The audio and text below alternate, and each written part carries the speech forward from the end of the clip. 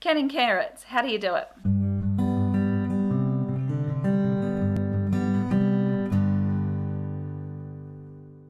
G'day there, I'm Dana from Pewakaka Valley Homestead.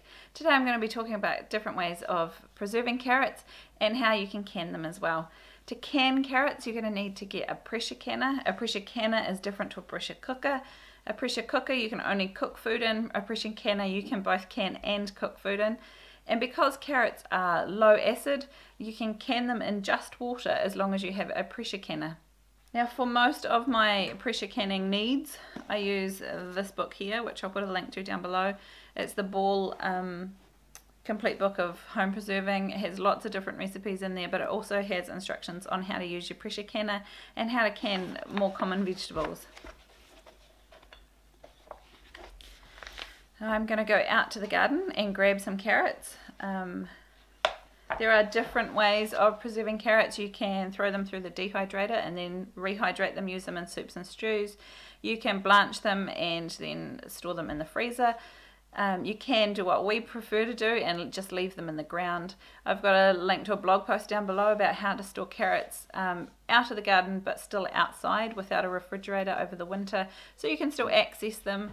It involves putting them in some loose dirt and covering them with a hessian sack, which makes it easier to access them even if there's snow on the ground, and the carrots will happily stay there for the entire winter and early spring without any great problems.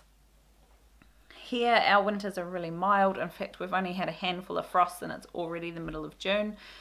So we have just left our carrots in the ground. They're actually still growing. So we just go out and harvest them as we need them. But we have got quite a few of the little ones, which I thought I might can up and for one, show you how to do it, and for two, store some of them so I can clear a bit of garden space. So I'm going to go and grab them now.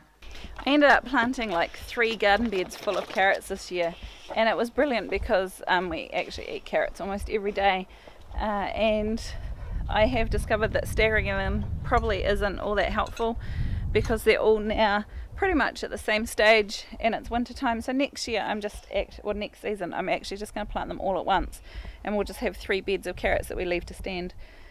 As you can see, we've got this bed here which we're slowly harvesting out of, this bed over here which has got a few bits and bobs in but mostly it's carrots, and then there's another one way over the back that's got baby carrots which I'm regretting not planting earlier. So I'm just going to grab a whole lot and we'll take them inside.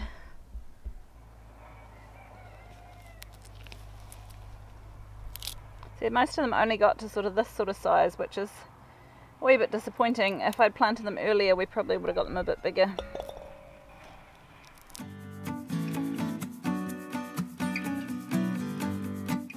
I've been joined by a grumpy baby who decided that sleep was not for him today. So I've managed to pick about 2 litres, 2 quarts or so of some carrots, and so I'm going to go in and show you how to can them. The first thing you want to do is give them a mighty good scrub.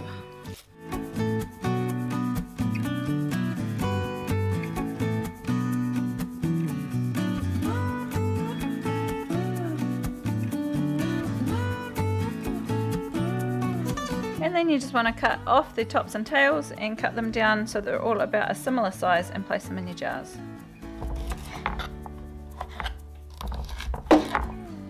Discard any bits that have got browning on them or any of the cracks.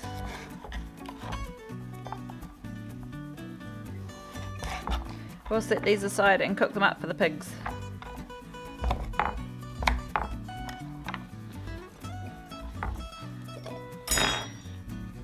Now a lot of our ones are just little because I put them in too late, so I'm just going to top and tail them and put them in whole.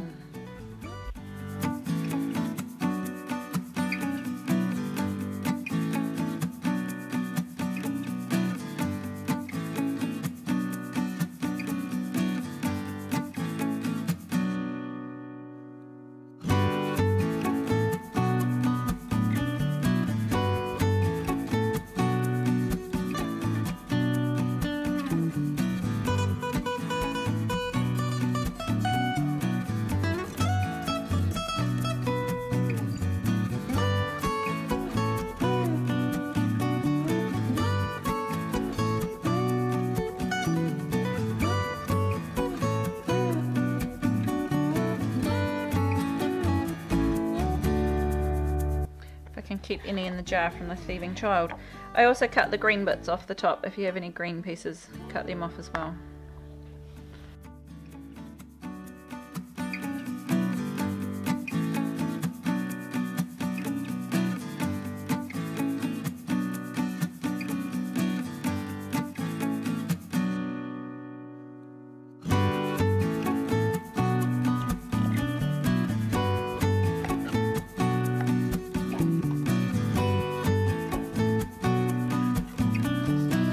Oh, that's cute.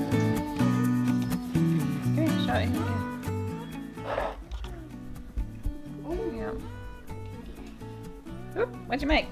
Nothing. Give me the little squishy. Ah! Let go, please. Yep, and the baby has the knife. Yay, that's safe. Right. Come here. Oh. Right. Okay. Massive. So like with the other canning with the carrots, you want to fill them up with an inch of headspace, or just fill it up with water. I usually chuck in about half a teaspoon of salt as well, and then we will process them in the pressure canner as well.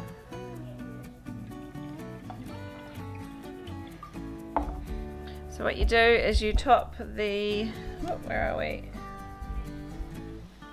Can you see that? Oh, you can see my messy bench. I'll just turn this around.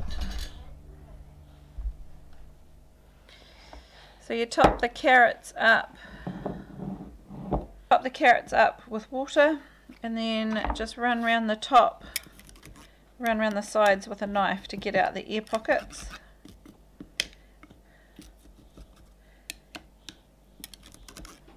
And you want about an inch of gap at the top here. That one's ever so slightly too much, so I'll just slosh some out. Every recipe has different requirements for how much air gap. Mostly vegetables are an inch.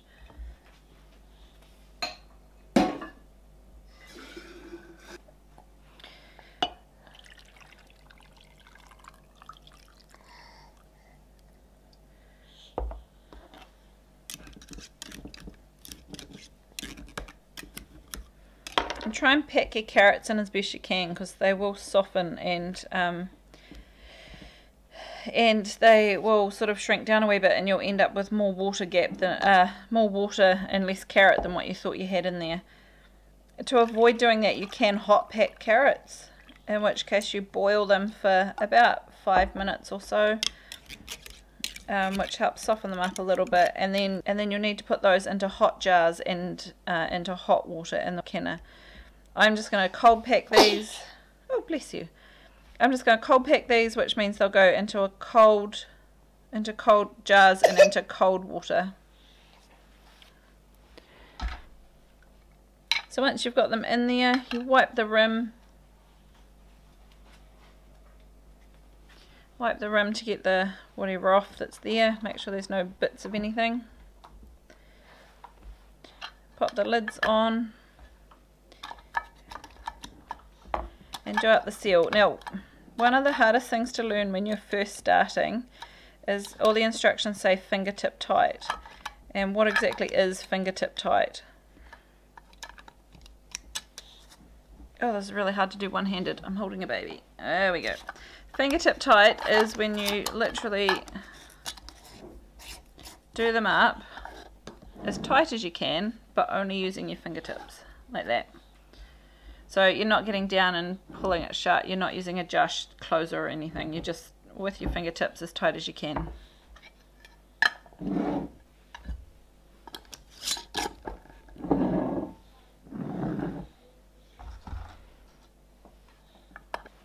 Right, now these jars, I'm going to put them into the pressure canner and add 4 quarts of water or 4 litres of water. Different canners will have different instructions, so it's really important that you check with your own canner instructions to see how much water it actually needs.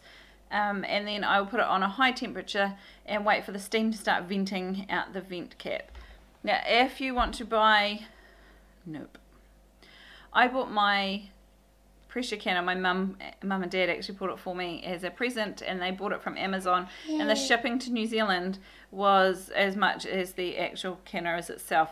So if you're in Australia or New Zealand and want to get one more locally, I'll put a link to them down below. My one just comes with the bog standard rocker. The Oz Farmer one, you can choose what pressure you want and it will automatically hold it at that pressure, which is brilliant. I wish that was a thing when I got mine, but oh well. So you'll want the one that does 11 psi. That's the amount that you will be wanting. And so yeah, so once the pressure canner is boiling and the steam is pouring out, you set the timer for 10 minutes, let it pour out for 10 minutes, and then you pop this on the vent, which will start the pressure starting to rise. If you live below 1,000 feet above sea level or 300 meters above sea level, then just the 11-pound weight is perfect. We're aiming for 11 psi. If you live above that, you're going to need to get the 15 psi weight, or aim for, on your dial, aim for 15 psi. This is because the higher up you are, the higher it's going to need to be. So usually they just have the two different weights, in either a 10 or 11 or a 15, and so you need to be aware of where you live as to which one applies to you. If you're not sure, check in your pressure canner's manual or in the bore book. It's got instructions in there on the different weights and the different places that you live. These little jars, we want to run it for 25 minutes. For the bigger jars, you want to run it for 30 minutes. And that's when your time starts, is once it hits pressure, not before. Pot is finally boiling. You can see the steam. I don't know if you can see it on the camera. I can feel the steam pouring out the top. So I'm going to set the timer for 10 minutes.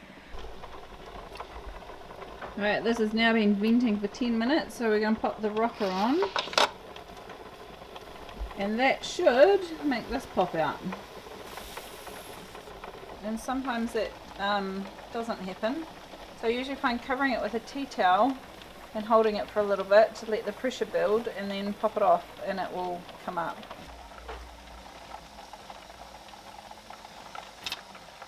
You can see mine has reached 11 psi there, and my wee rocker is starting to rock its little socks off.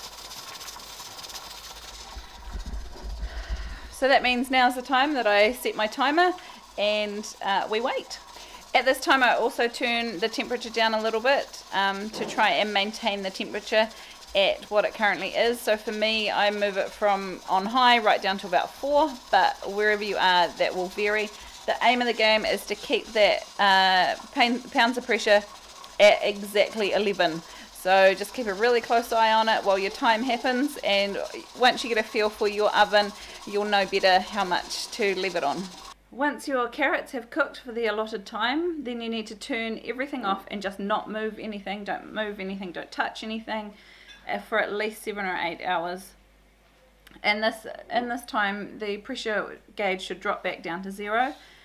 And if you can even leave it overnight just as it is. In the morning, you can take your rocker off and leave it for another 10 minutes just to make sure the pressure is truly equalized. If it's not, you'll end, and you quickly whip your lid off and take your jars out, you'll end up siphoning half your liquid out and your seals won't work.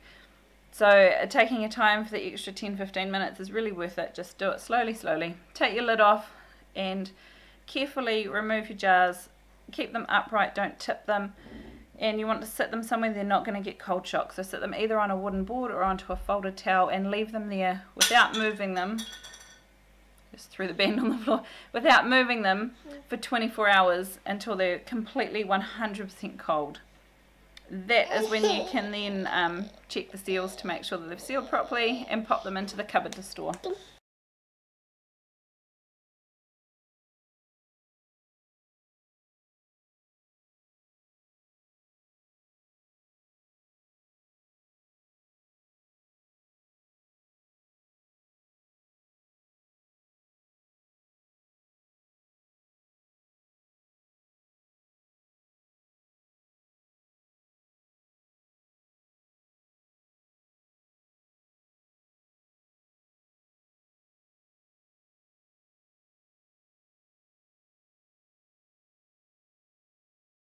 I hope you found this video useful. If you have, hit the like button, consider subscribing to our channel.